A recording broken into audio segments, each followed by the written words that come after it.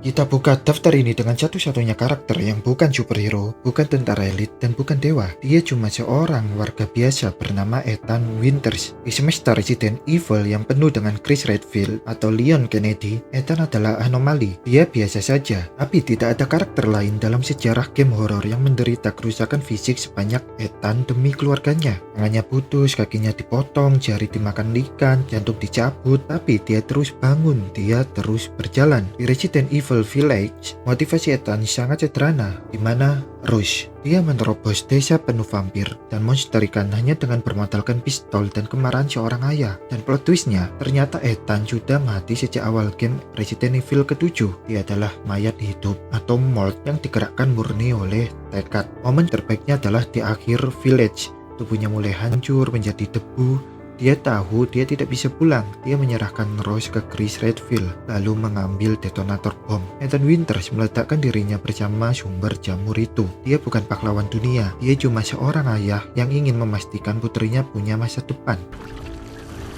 Goodbye, Rosemary. Lee adalah seorang terpidana pembunuhan. Dia bukan orang suci. Dia sedang menuju penjara saat kiamat zombie dimulai. Tapi takdir memberinya kesempatan kedua dalam bentuk gadis kecil bernama Clementine. Hubungan Lee dan Clem adalah cetak biru bagi The Last of Us dan God of War. Lee sadar bahwa di dunia yang sudah hancur, dia tidak bisa melindungi Clementine selamanya. Dia tidak punya kekuatan super. Jadi peran Lee berubah dari pelindung menjadi guru. Setiap keputusan yang kita buat sebagai pemain adalah pelajaran. Lee mengajari Clem cara menembak. Dia memotong rambut Clem supaya tidak dijambak zombie. Dia mengajarkan moralitas di dunia yang tidak bermoral. Tragedi Lee adalah dia tahu waktunya terbatas. Saat dia tergigit, dia tidak panik untuk nyawanya sendiri. Dia panik karena pelajarannya belum selesai. Momen terakhir di toko perhiasan itu, entah kalian memilih menyuruh Clem menembak Lee atau meninggalkannya, pesannya tetap sama. Lee mati supaya Clementine bisa hidup. Clementine yang tangguh di season-season selanjutnya adalah monumen hidup dari didikan Lee. Lee membuktikan bahwa ayah bukan cuma soal darah, tapi soal siapa yang menyiapkanmu menghadapi dunia. Peter Quill menghabiskan hidupnya mencari ayahnya, Ego the Living Planet. Ternyata Ego adalah psikopat narsis yang cuma mau memanfaatkan Quill sebagai baterai. Lalu ada Yondu, bajak laut kulit biru, gigi jelek, kasar yang menculik Quill dari bumi. Selama film pertama, kita pikir Yondu cuma bajingan yang memeras Quill. Dia sering mengancam akan memakan Quill. Tapi di Vol kedua, kita sadar Yondu tidak mengantar Quill ke Ego karena dia tahu Ego akan membunuh anak itu. Yondu menyimpannya, melatihnya menjadi Ravager, dan melindunginya dengan cara yang kasar. Kalimat Yondu kepada Quill adalah salah satu quote terbaik di MCU. He may have been your father, boy, but he wasn't your daddy. Momen pengorbanannya, memberikan satu-satunya baju antariksa kepada Quill dan membiarkan dirinya beku di hampa udara, adalah definisi cinta tanpa syarat. Yondu adalah yang sering disalahpahami. Dia kasar di luar, tapi dia rela mati supaya anaknya bisa tetap bernafas. Ini adalah pilihan yang kontroversial di seri ini, tapi sangat penting bagiku. Askeladd dari Vinland Saga. Bagaimana mungkin pembunuh ayahmu menjadi ayah penggantimu? Askeladd membunuh Thors, ayah kandung Thorfinn, dengan curang. Thorfinn bersumpah akan membunuh Askeladd dan mengikuti kelompok bajak laut Askeladd selama 10 tahun demi kesempatan duel. Tapi selama 10 tahun itu Askeladd lah yang memberi Thorfinn makan. Askeladd yang mengajarinya bertarung. Askeladd yang membentuk pandangan dunianya. Hubungan mereka penuh kebencian tapi juga saling ketergantungan. Askeladd melihat potensi Thorfinn, tapi dia juga melihat kebodohan Thorfinn yang termakan dendam. Di akhir hidupnya, Askeladd melakukan hal yang paling kebapakan. Dia mengorbankan dirinya demi menyelamatkan Walsh dan menyelamatkan Thorfinn. Saat Askeladd sekarat di pelukan Thorfinn,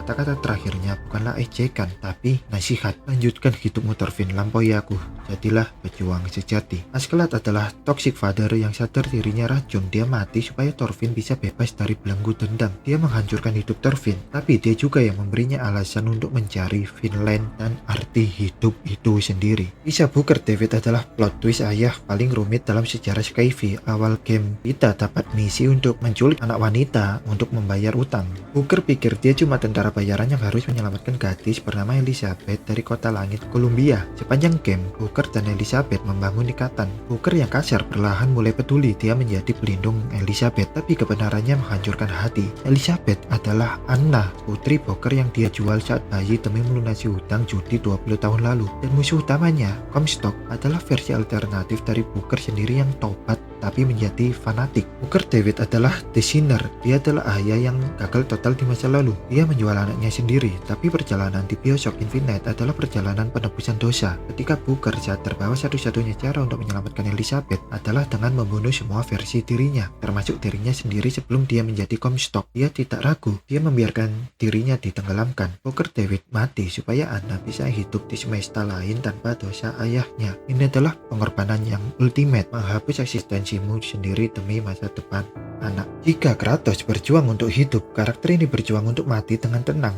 Tapi takdir berkata lain. Logan. Dalam film Logan, kita tidak melihat superhero, kita melihat seorang pria tua yang sakit. Racun adamantium membunuhnya perlahan, dan dia cuma ingin merawat Profesor X lalu mati. Lalu datanglah Laura. Secara teknis, Laura adalah putrinya, cloning dari DNA-nya. Dinamika Logan adalah dia menolak, dia tidak mau peduli, dia bilang, Bad shit happens to people I care about. tapi insting kepapakannya tidak bisa dibohongi. Dia melihat Laura sama seperti dirinya, binatang buas yang butuh arah. Momen paling menyakitkan adalah di akhir film. Logan yang seumur hidupnya adalah mesin pembunuh yang menyendiri, harus melepaskan bisnya satu kali lagi demi menyelamatkan Laura. Kata-kata terakhirnya saat memegang tangan Laura,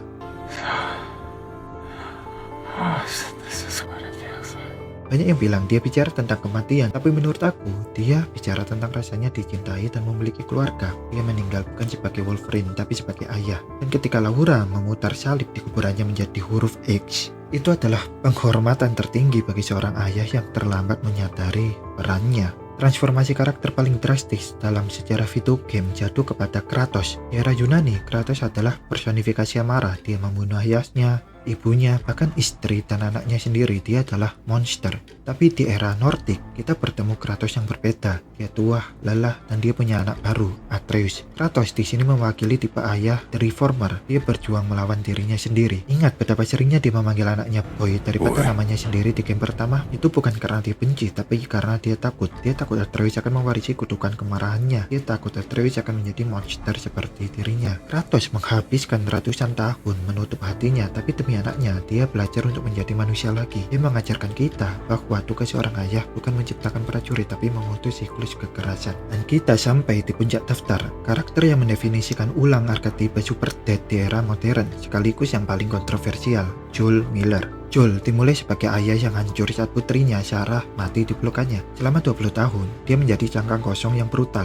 Lalu datanglah Ellie. Perjalanan mereka bukan cuma soal bertahan hidup dari zombie, tapi soal Joel yang belajar merasakan lagi. Tapi The Last of Us mengajukan pertanyaan berbahaya. Sejauh mana seorang ayah boleh pergi demi anaknya? Di akhir game, Joel dihadapkan pada pilihan, biarkan Ellie mati di bedah untuk membuat vaksin yang menyelamatkan umat manusia, atau bunuh semua orang demi menyelamatkan Ellie. Joel tidak ragu, dia membantai seluruh rumah sakit, dia membunuh dokter, dia menyelamatkan Ellie dan mengutuk dunia. Tindakan ini egois, sangat. Tindakan ini jahat, mungkin. Tapi apakah ini tindakan seorang ayah? 100%.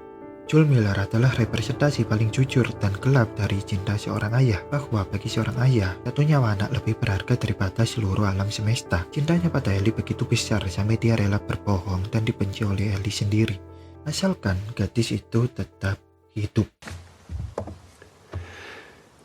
If somehow the Lord gave me a second chance at that moment,